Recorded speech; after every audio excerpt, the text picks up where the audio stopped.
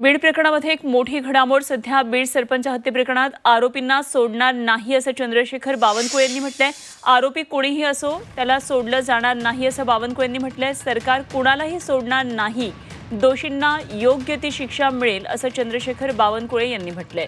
सध्या बीडमध्ये संतोष देशमुख यांच्या हत्ये प्रकरणानंतर राजकीय वातावरण सुद्धा चांगलंच तापलेलं आहे आणि अजूनही तीनही मारेकरी मोकाट आहेत। या संदर्भात अनेक प्रश्न विचारले जातात, तेव्हा यांच्यावर नेमका कोणाचा हात आहे या संदर्भात प्रश्न विचारले जात असताना चंद्रशेखर बावनकुळे यांनी प्रतिक्रिया दिली आहे। बीड सरपंच हत्ये प्रकरणात आरोपींना सोडणार नाही आणि आरोपी कोणीही असू देत, सरकार कोणालाही सोडणार नाही असं बावनकुळे यांनी म्हटलंय।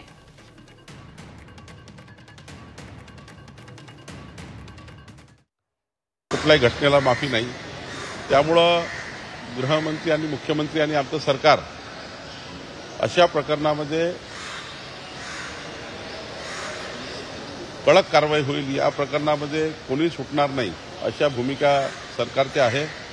सरकार पूर्ण क्षमतेने काम करत आहे आणि दोषीला योग्य शिक्षा मिळेल असं मला वाटतं।